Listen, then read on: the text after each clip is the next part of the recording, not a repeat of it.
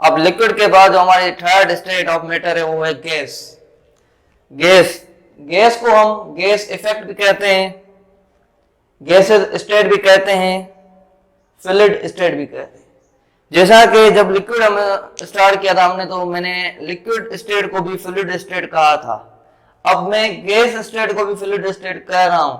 इसका रीजन क्या है, जब हम एंड में जब एग्जांपल देंगे ना हम गैस का, उसके बाद मैं ये पॉइंट क्लियर करवाऊंगा कि फ्लूइड स्टेट, गैस स्टेट और लिक्विड स्टेट को हम क्यों कहते हैं। क्लियर? अब सिंपल ही समझे आप, गैस होती क्या है।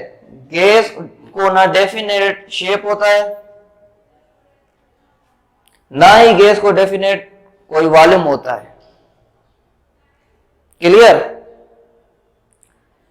उसके बाद आ जाते हैं गैस की डेफिनेशन पर। तो फर्स्ट जो डेफिनेशन है, इट हैज नो शेप, या ऐसा भी आप कह सकते हैं, it has no definite shape and no definite volume. कहने का मतलब ये, गैस में ना तो कोई परफेक्ट शेप होता है, ना ही वॉल्यूम होता है। क्लियर? अब गैस कौन सी है, होता क्या है गैस? मीथेन गैस है, CH4। कार्बन डाइऑक्साइड गैस है। क्लियर? हाइड्रोजन ये गैस है। अब गैस को ना शक्ल होती है, ना ही गैस का कोई वॉल्यूम होता है। अगर मैं आप लोगों को कहूं कि स्टूडेंट आपने किस मिसाल के तौर हाइड्रोजन गैस का शेप देखा है, तो अगर आप लोगों ने देखा है तो कमेंट बॉक्स में कमेंट करें, इस चीज को फिर बाद में देखते हैं। हाँ, एक बात है कि मैं कह रहा हूं कि गैस जो है वॉल्यूम भी कवर नहीं करती।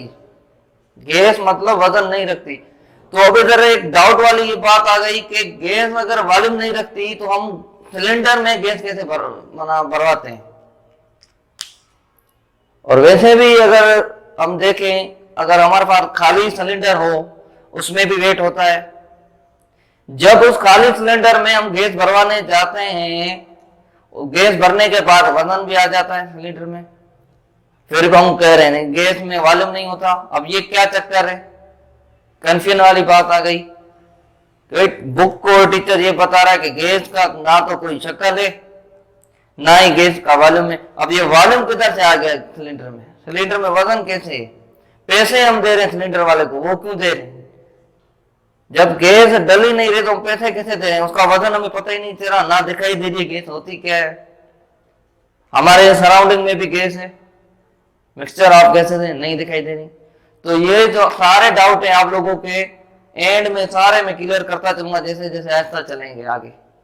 जहां गैस में कंप्रेसिबिलिटी होती है या नहीं होती, गैस में काइनेटिक एनर्जी होती है या नहीं होती, डेंसिटी कैसे होती है गैस की, डेंसिटी पर फर्क पड़ता है कि नहीं पड़ता है गैस की, जब नीचे हो जहां ऊपर एटमॉस्फेयर में जाए, जहां गैस के बीच में जब गैस को हम प्रेशर लगाते हैं तो कोलिजन होती है। अब ये कोलिजन इलास्टिक होती है, अनइलास्टिक होती है,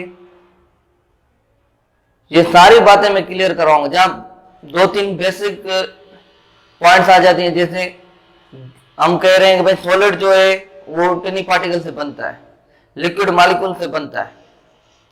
भाई गैस भी तो किसी चीज से बनती होगी, तो वो कौन सी चीजें हैं?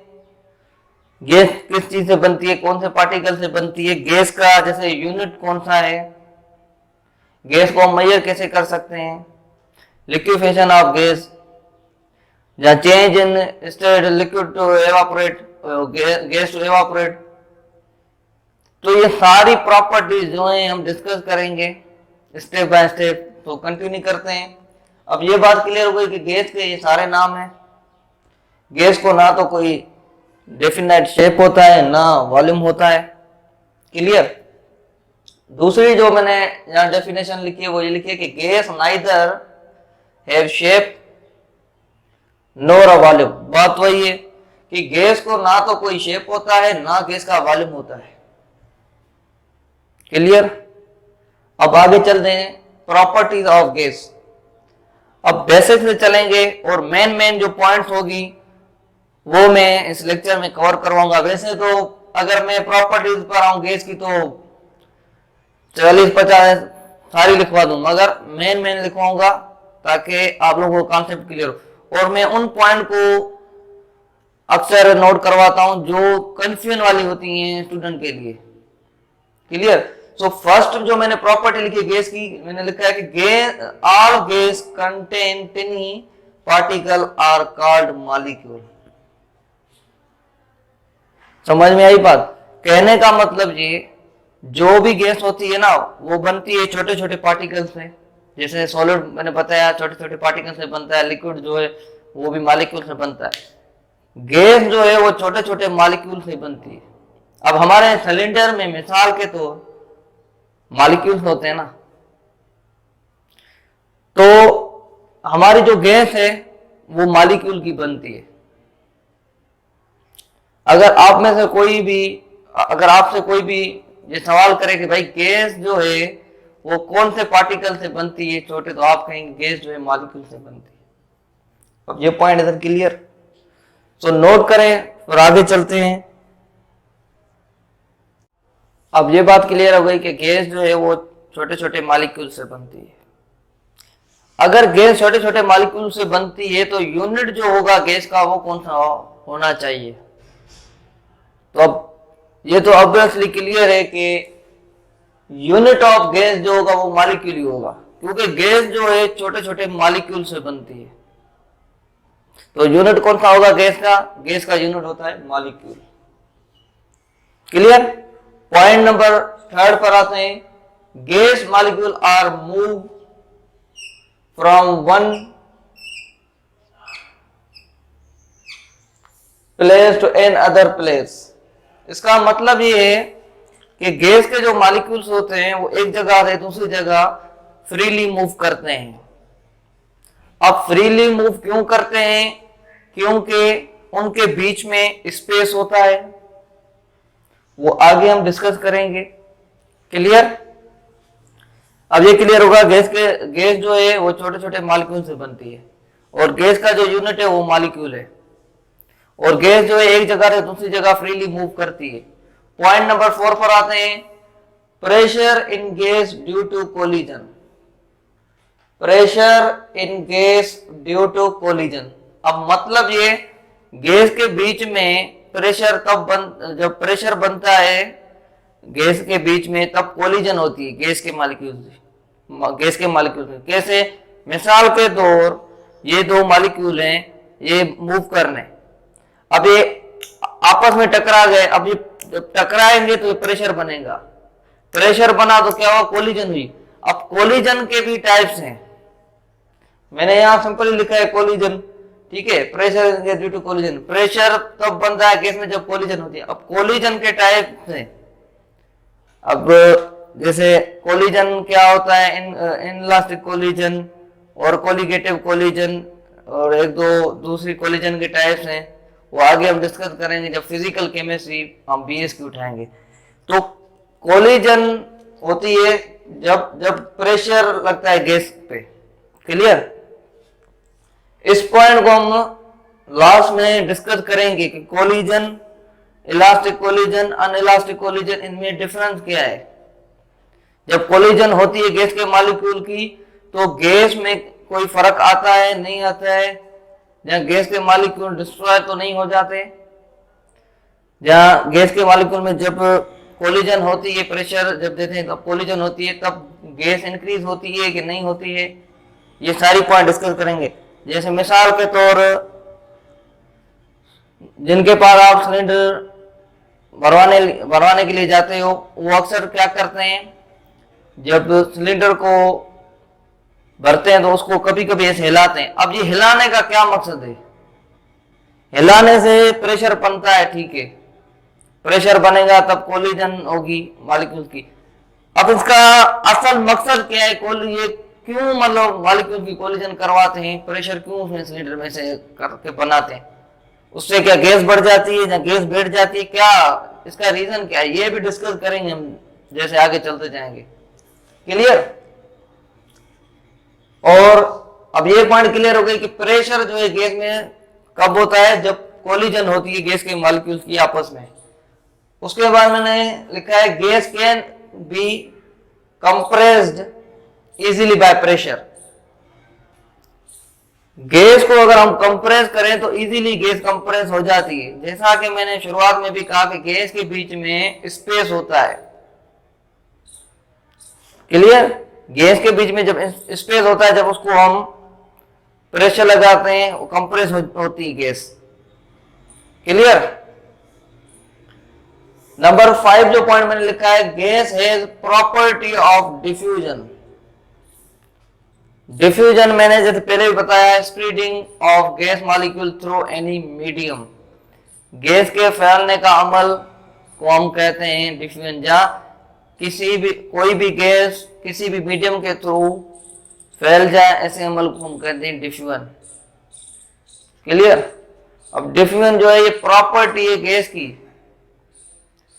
ये हम बाद में डिस्कस करेंगे आगे चल के डिफ्यूजन क्या होता है।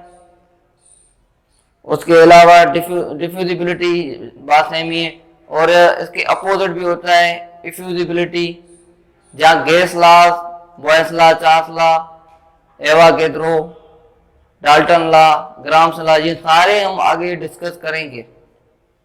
काइनेटिक मॉलिक्यूलर थ्योरी और उनकी डेरिवेशन। सो आगे चलते हैं।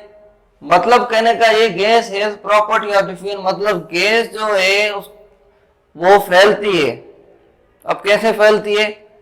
मिसाल के तौर हमारे पास कोई भी गैस है, हमारे घर में जो गैस आती है, अगर उसके जो पाइप पे बीच से कट जाए तो गैस जो है वो फैलती रहती है।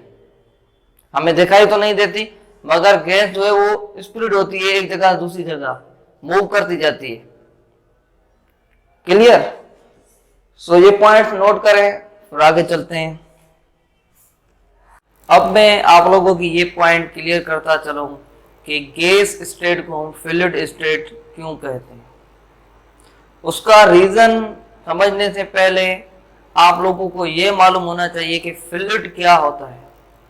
तो मैंने जैसे यहाँ लिखा है कि फ्लूइड की जो डेफिनेशन या मतलब निकलेगा वो कौन सा निकलेगा?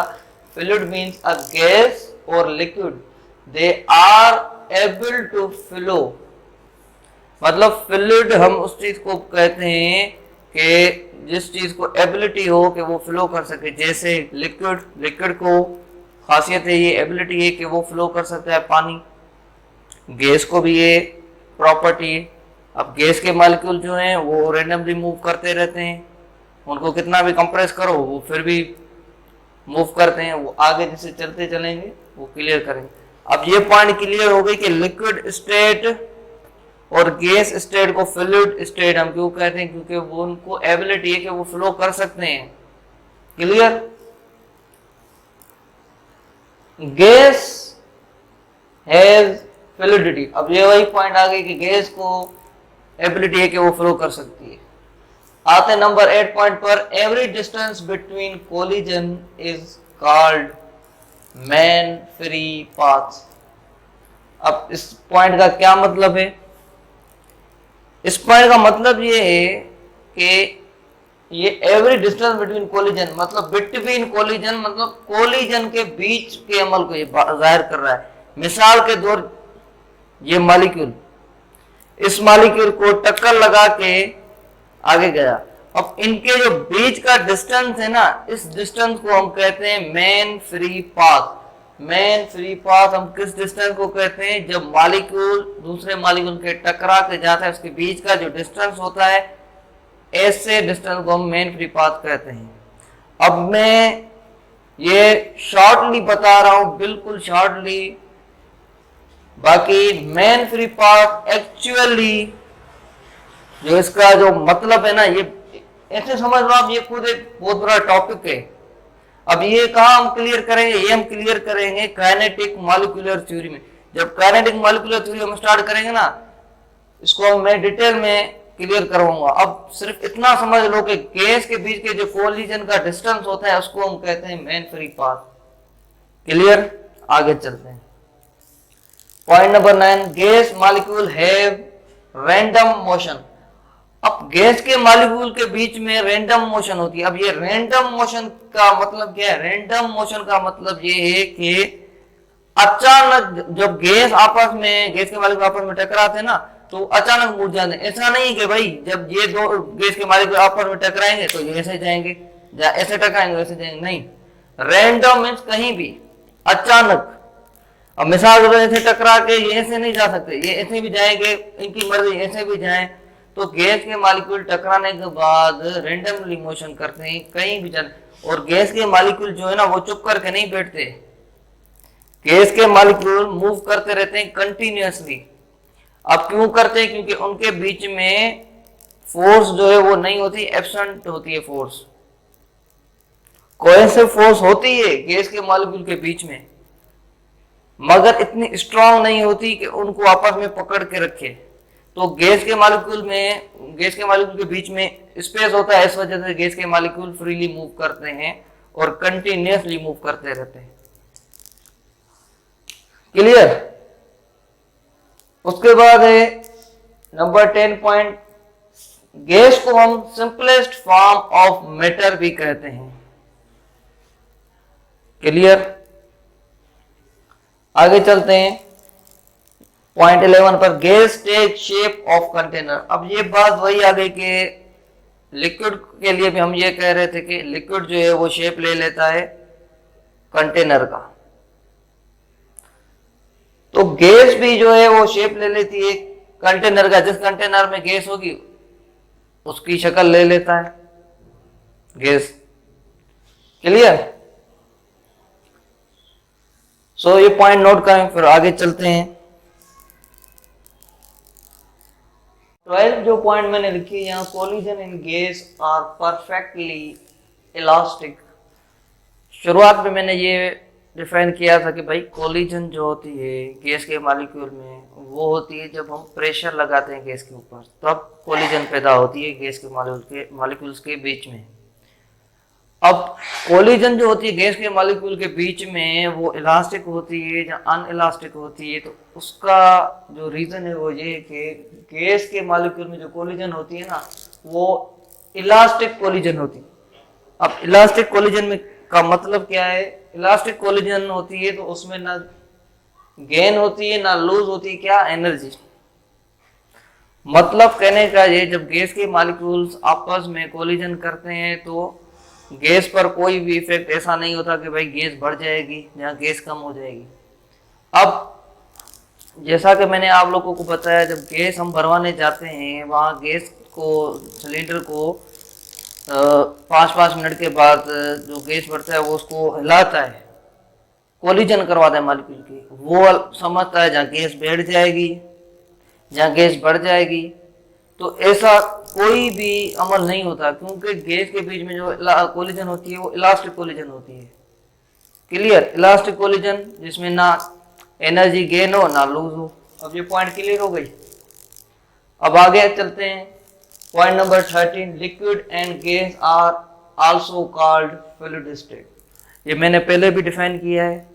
अब राइट करने का यहाँ मकसद ये था ताकि आप लोगों को ये पॉइंट नोट करें, फिर आप लोग ये पॉइंट कभी भी भूल नहीं पाएंगे।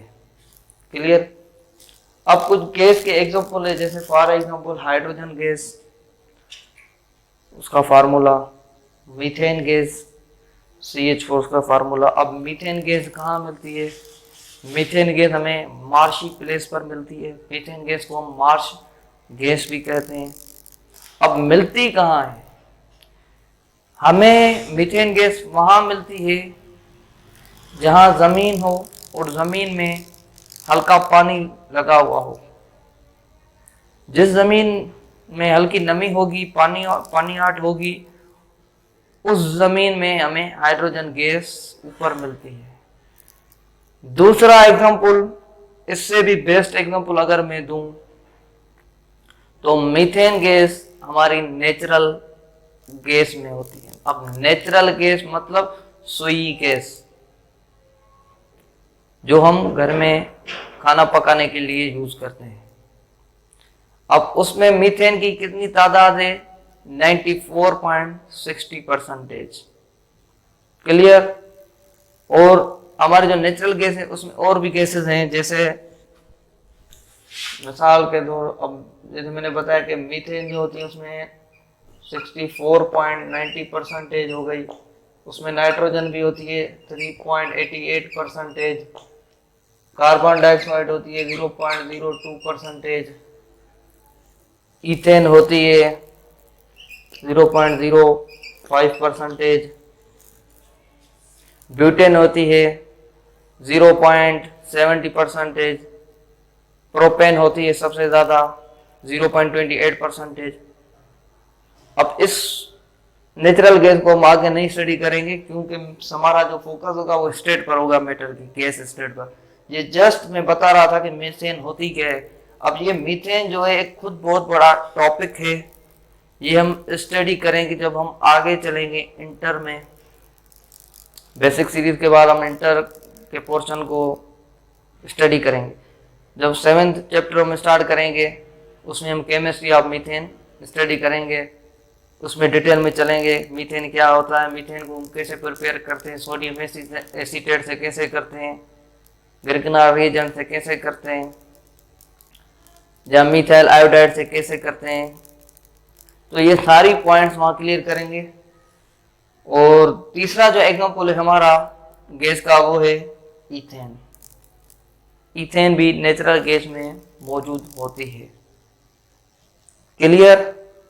सो ये कुछ पॉइंट्स ही। इसके अलावा एक दूसरी पॉइंट है, पॉइंट नंबर 14, कि गैस का जो टेम्परेचर होता है वो डायरेक्टली प्रोपोर्शनल है काइनेटिक एनर्जी के साथ।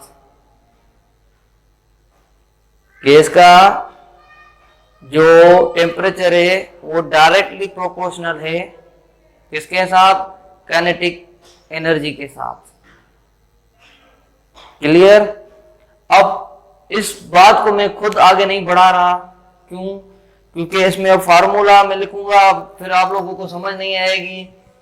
भाई K is equal to 1/2 mv² वर्ग, दूसरा फार्मूला बीएससी में लिखा हुआ है 1/3 mv/r²। अब इनका फर्क क्या है? या काइनेटिक एनर्जी क्या होता है? 1/2 ये किधर से निकला, mv² ये किधर से आया? तो बात को मैं आगे चढ़ूंगा तो ये बहुत बड़ा टॉपिक हो जाएगा। अब ये हम कवर किसमें करेंगे? फार्मूला ये हम कवर करेंगे काइनेटिक मॉलिक्यूलर थ्योरी जब हम स्टार्ट करेंगे, तब इस टॉपिक को हम कंटिन्यू करेंगे। अगर आप लोगों को काइनेटिक मॉलिक्यूलर थ्योरी समझनी है तो कमेंट्स बॉक्स में लिखकर बताएं, मैं उसके ऊपर भी वीडियो बनाऊंगा डिटेल में, बेसिक से चलेंगे एडवांस तक। उसके अलावा अब गैस को मैंने कुछ शॉर्टली रखा है, मेन पॉइंट डिफाइन किए। अब इसको अगर मैं आगे बढ़ाऊं तो बहुत आगे निकल जाएंगे। मैं खुद इसको ऐसे समझो कि शॉर्ट कर रहा हूं। जैसे अब गैस की प्रॉपर्टीज पर आए तो हम दूसरी गैस की प्रॉपर्टीज भी हैं, उनको हम डिफाइन नहीं कर रहे हैं। गैस लॉज हम डिफाइन नहीं कर रहे हैं। अब गैस लॉ मैं इस वजह से डिफाइन नहीं कर रहा हूं, उसका एक रीजन है। रीजन ये है कि मुझे फिलहाल इंटर को कवर करना है। इंटर को कवर करने का मकसद ये है कि अक्सर स्टूडेंट को जो कंफ्यूजन होती है, जहाँ टफ लगती है केमिस्ट्री, वो इंटर की लगती है। ऑर्गेनिक हो गया जैसे पोर्शन, तो मैं बेसिक सीरीज ये हमारी चल रही है, इस बेसिक सीरीज के बाद मैं इंटर के पोर्शन को शुरुआत करूंगा इनऑर्गेनिक से, फर्स्ट चैप्टर से, पीरियोडिक टेबल का फर्स्ट चैप्टर। सो अगर आप लोगों को फर्स्ट ईयर का कोई टॉपिक क्लियर करना है, 9th का कोई करना है, चाहे वो फेडरल हो, पंजाब हो, आगा खान बोर्ड हो, या कोई भी टॉपिक हो, आप कमेंट करें, मैं उस पर वीडियो बना दूंगा। तो यहाँ तक हमारा गैस के ऊपर।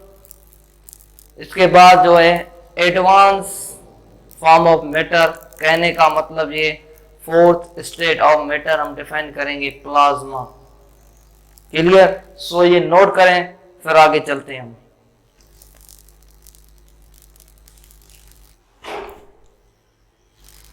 अब स्टेट्स ऑफ मैटर को हम कंपेयर करते हैं आपस में। तो सॉलिड में जो है इंटरमॉलिक्यूलर फोर्स स्ट्रांग होती है। अगर हम लिक्विड में देखें तो लिक्विड में इंटरमॉलिक्यूलर फोर्स नहीं होता, लिक्विड में इंट्रामॉलिक्यूलर फोर्स होता है। मॉलिक्यूल के बीच में जो फोर्स होती है उसको हम बोलते हैं इंट्रामॉलिक्यूलर फोर्स। गैस में भी इंट्रामॉलिक्यूलर फोर्स होती है। क्लियर? अगर हम सॉलिड में वॉल्यूम की बात करें तो सॉलिड का जो वॉल्यूम होता है वो फिक्स होता है, लिक्विड का फिक्स नहीं होता है, और गैस का भी वॉल्यूम फिक्स नहीं होता है। क्लियर? अगर हम नंबर 3 बात करें शेप की, तो सॉलिड का जो शेप है वो फिक्स होता है और लिक्विड का जो शेप है वो फिक्स नहीं होता है, गैस का जो शेप है वो भी फिक्स नहीं होता है। उसके बाद नंबर 4 जो पॉइंट है कि distance between molecule very small, solid के पार्टिकल के बीच में डिस्टेंस ना होने के बराबर होता है।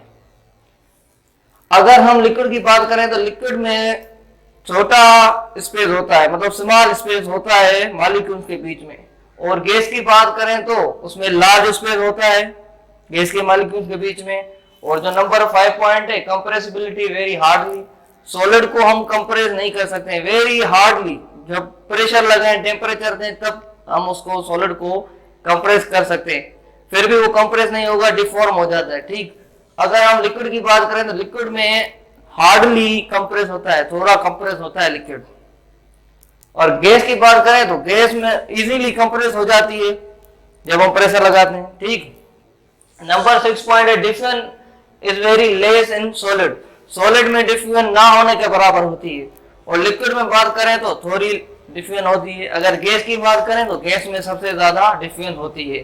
सो क्लियर, नोट करें। अब जो हमारी 7th पॉइंट है सॉलिड की, वो है कि काइनेटिक मोशन जो होती है सॉलिड में वो सिर्फ वाइब्रेशन होती है। सॉलिड के बीच में जब हम प्रेशर कर लगाते हैं, कोई फोर्स लगाते हैं तो सिर्फ वाइब्रेशन होती है। मगर लिक्विड की बात करें तो लिक्विड में भी वाइब्रेशन ही होती है और गैस में भी वाइब्रेशन होती है। ये जो वाइब्रेशन है ना तीनों में कॉमन है। क्लियर?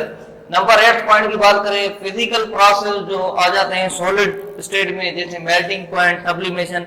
अब मेल्टिंग पॉइंट क्या होता है, सब्लिमेशन क्या होता है, ये आगे हम डिस्कस करेंगे, क्योंकि सब्लिमेशन एक खुद बड़ा टॉपिक है। सब्लिमेशन कैसे करते हैं, सब्लिमेशन कहाँ यूज होता है, सब्लिमेशन के एग्जांपल, प्रैक्टिकल डेमोन्स्ट्रेशन, ये सारा मैं करवाऊंगा आपको। ठीक, अब आते हैं 8th पॉइंट जो लिक्विड की, उसमें फिजिकल प्रोसेस में evaporation, boiling point, freezing point आ जाती है। ये तीनों चीजें हम डिफाइन करेंगे। आ जाते हैं गैस में, गैस का जो फिजिकल प्रोसेस है उसमें नंबर 1 कंडेंसेशन, नंबर 2 डिपोजिशन आ जाता है। ये सारी पॉइंट्स हम आगे डिस्कस करेंगे, तो नोट करें। अब हम बात करेंगे 4th state of matter, plasma की, कि प्लाज्मा नाम किसने रखा, प्लाज्मा को किसने डिस्कवर किया, प्लाज्मा के बारे में किस साइंटिस्ट ने नेम रखा कि ये इस चीज का, इस 4th स्टेट का हम प्लाज्मा नाम रखें, और किस साइंटिस्ट ने कहा कि ये जो है 4th स्टेट ऑफ मैटर है। तो स्टार्ट करते हैं। Plasma, it is also called glowing gas और आयोनाइज्ड गैस। कहने का मतलब ये प्लाज्मा को हम आयोनाइज्ड गैस भी कहते हैं और ग्लोइंग गैस भी कहते हैं। अब ये दो नाम क्यों रखे हैं, क्यों कहते हैं, ये आगे जैसे चलेंगे डिफाइन करेंगे हम। उसके बाद discovered by sir William Crookes in 1879, plasma को डिस्कवर किया था सर विलियम क्रोक्स ने in 1879। Clear? Number 3 point is plasma named by, plasma नाम किसने रखा था, तो हम कहेंगे एरविंग लगमियर ने। कब रखा था? 1928 में। क्या कहा था इस साइंटिस्ट ने? He said that it is 4th state of matter। कहने का मतलब ये प्लाज्मा को हम ग्लोइंग गैस, आयोनाइज्ड गैस भी कहते हैं। प्लाज्मा डिस्कवर की थी सर विलियम क्रोक्स ने 1879 में। फिर प्लाज्मा नाम रखा था एरविंग लगमियर ने 1928 में, और लगमियर ने कहा था कि ये जो है plasma 4th state of matter है। सो क्लियर, नोट करें। अब स्टार्ट करते हैं सिंपल डेफिनेशन से। प्लाज्मा की डेफिनेशन क्या होगी? Plasma is a partially ionised gas which contain ions, atoms and molecules is called plasma। Plasma state of matter जो है वो एक आयोनाइज्ड गैस है। वो किससे बनती है? एटम्स, आयंस एंड मॉलिक्यूल से बनी हुई प्लाज्मा। क्लियर? अब बात आ जाती है कि पार्शियली आयोनाइज्ड गैस क्यों कहते हैं, ये हम जैसे आगे चलेंगे डिफाइन करूंगा मैं। Clear? Explanation. When a gas is heated at a high temperature, then large number of its atoms lose their electrons, which contain free electrons emits from gas, and this is called plasma. कहने का मतलब ये कि plasma की definition ये बयान करती है कि प्लाज्मा जो है वो आयोनाइज्ड गैस है और प्लाज्मा बनी हुई है ions, atoms and molecules. Clear? अब प्लाज्मा कैसे बनती है तो वो एक्सप्लेनेशन यहाँ है कि जब हम गैस को हाई टेम्परेचर पर हीट करते हैं उसके बाद लार्ज नंबर में जो एटम्स होते हैं वो अपने इलेक्ट्रॉन्स को लूज करते हैं। जब वो इलेक्ट्रॉन्स को अपने लूज करते हैं तो फ्री इलेक्ट्रॉन्स बन जाते हैं। वो जो फ्री इलेक्ट्रॉन्स होते हैं ना वो गैस को अपना फ्री इलेक्ट्रॉन गैस को फ्री इलेक्ट्रॉन जो है ना वो इमिट करते हैं अपनी एनर्जी, ठीक, फ्रॉम गैस। गैस में जो एटम थे वो अपने फ्री इलेक्ट्रॉन की जो एनर्जी है उसको इमिट करते हैं। ऐसे अमल को हम प्लाज्मा कहते हैं। जब फ्री इलेक्ट्रॉन गैस को इमिट करते हैं, अपना एनर्जी को इमिट करते हैं, उस दौरान जो स्टेट बनती है उस स्टेट को हम कहते हैं प्लाज्मा। अब क्लियर? यहाँ मैंने कुछ एग्जांपल लिखे कि प्लाज्मा हमें कहाँ मिलती है। तो नंबर 1 सन में प्लाज्मा है। नंबर 2 स्टार में। Number 3 natural plasma. Number 4 neon bulb. Number 5 TV tube plasma. अब ये तो हो गया भाई इसका इंट्रोडक्शन, डेफिनेशन, एक्सप्लेनेशन और एग्जांपल।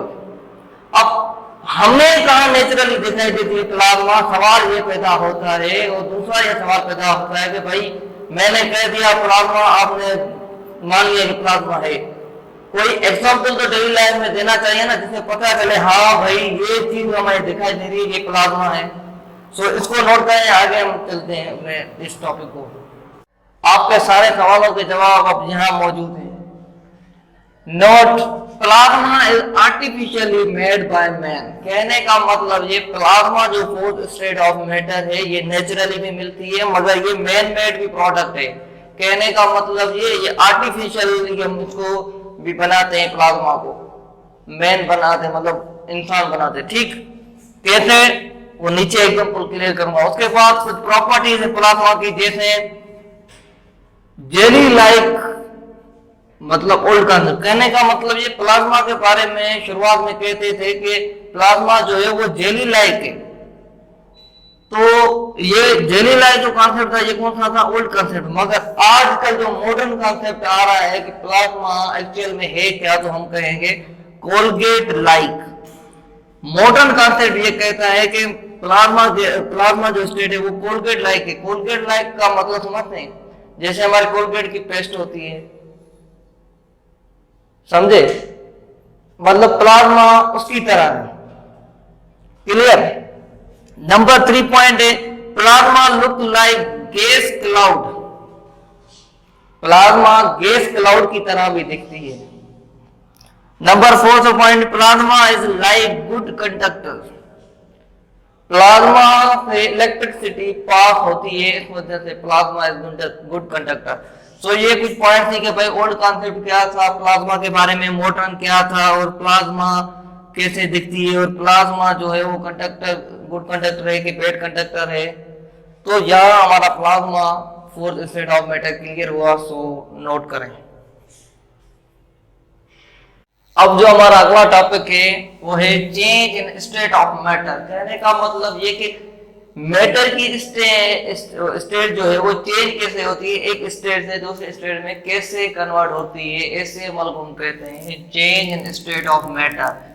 सो डिफाइन करते हैं, when any matter converts itself from one state into other state is called change in state of matter. बात वही आ गई कि वो एक जो स्टेट है मैटर की वो दूसरी स्टेट में कन्वर्ट होती है, ऐसे अमल को हम change in state of matter कहते हैं। जैसे फॉर एग्जांपल सॉलिड है, अब जब सॉलिड को हम हीट करते हैं तो वो लिक्विड में कन्वर्ट हो जाती है, ऐसे अमल को हम change in state of matter कहते हैं। अब जब लिक्विड को हम फर्दर हीट करेंगे मतलब बॉईल करेंगे तो ये कन्वर्ट हो जाएगी गैस में। क्लियर? अब अगर इसी के हम उत्तर बात करें कि गैस को अगर हम कूल करें तो वो लिक्विड में कन्वर्ट हो जाएगी और फर्दर कूल करें तो सॉलिड में कन्वर्ट हो जाएगी। क्लियर? मगर अब ये change in state of matter हम सिर्फ ऐसे अमल को कहेंगे जो जिसमें सॉलिड लिक्विड में कन्वर्ट हो या लिक्विड गैस में हो, गैस लिक्विड में ना हो, वो दूसरा अमल है। ये सारे पॉइंट मैं क्लियर करूंगा। और दूसरा एक होता है सब्लिमेशन, वो हम आगे डिफाइन करेंगे कि सब्लिमेशन क्या होता है। सब्लिमेशन ऐसा प्रोसेस होता है कि सॉलिड को अगर हम हीट करें वो लिक्विड में कन्वर्ट नहीं होता, वो डायरेक्ट आके गैस में कन्वर्ट हो जाता है। और गैस को कूल करते हैं तो वो डायरेक्ट आके सॉलिड में आ जाता है, लिक्विड स्टेट में आता ही नहीं।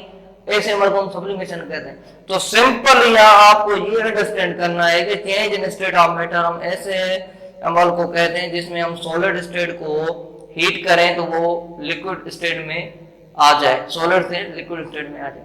अगर लिक्विड को हम बॉयल करें तो वो गैस में आ जाए। क्लियर? सो नोट करें, फिर आगे इसको फर्दर हम स्टडी करते हैं। अब सवाल पैदा होता है कि भाई हम कहते हैं change in state of matter होता है, क्यों होता है, इसका रीजन क्या है?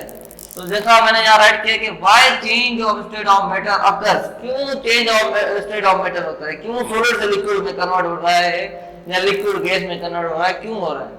उसका रीजन ये है कि because matter is made up of molecules, matter जो है वो मॉलिक्यूल्स का बना हुआ है। ठीक, जैसे मिसाल के दो ये सॉलिड स्टेट है। अब सॉलिड स्टेट में नो स्पेस इन मॉलिक्यूल, मतलब स्पेस नहीं होता मॉलिक्यूल के दरमियान। ठीक, और मॉलिक्यूल जो होते हैं सॉलिड के वो टाइटली पैक्ड होते हैं। अब सॉलिड को हम करते हैं हीट। क्लियर? सॉलिड को जब हीट करते हैं तो तब ये लिक्विड में कन्वर्ट हो जाता है। ठीक, अब लिक्विड में स्पेस होता है मॉलिक्यूल के बीच में, कम होता है बिल्कुल मगर स्पेस होता है। और जब हम लिक्विड को फर्दर बॉयल करते हैं या हीट करते हैं तो हीट करते हैं मॉलिक्यूल को, तो स्टेट टू मूव मतलब लिक्विड वाली मूव करने की कोशिश करता है गैस में। जब गैस में कन्वर्ट हो जाता है लिक्विड तो यहाँ मॉलिक्यूल्स के बीच में बहुत स्पेस होता है। मैंने जैसे यहाँ राइट किया, मॉलिक्यूल आर फार अवे, एक दूसरे से दूर होते हैं, और हग स्पेस बिटवीन मॉलिक्यूल के बीच में स्पेस भी ज्यादा होता है। क्लियर? तो ये बात अभी क्लियर हो गई कि भाई change in state of matter हम कहते हैं जब सॉलिड स्टेट लिक्विड में कन्वर्ट हो या लिक्विड गैस में कन्वर्ट हो। क्लियर? अब एक other example of change in state of matter. अब जो एग्जांपल मैंने यहाँ राइट किया है वो डेली लाइफ में यूज होने वाला एग्जांपल है, जैसे आइस, बर्फ। जब आइस को हम हीट करते हैं फिर वो मेल्ट होती है किसमें? वाटर में। अब वाटर को हम बॉयल करते हैं, हीट देते हैं, गैस में कन्वर्ट हो जाता है। अब वो अलग बात है कि भाई गैस जो है वो खुद वेपर वाटर है, मतलब गैस। सो ये टॉपिक आप लोगों का क्लियर हो गया होगा। ठीक, इसके बाद जो हमारा टॉपिक है वो है inter conversion of states of matter. Clear? Note करें।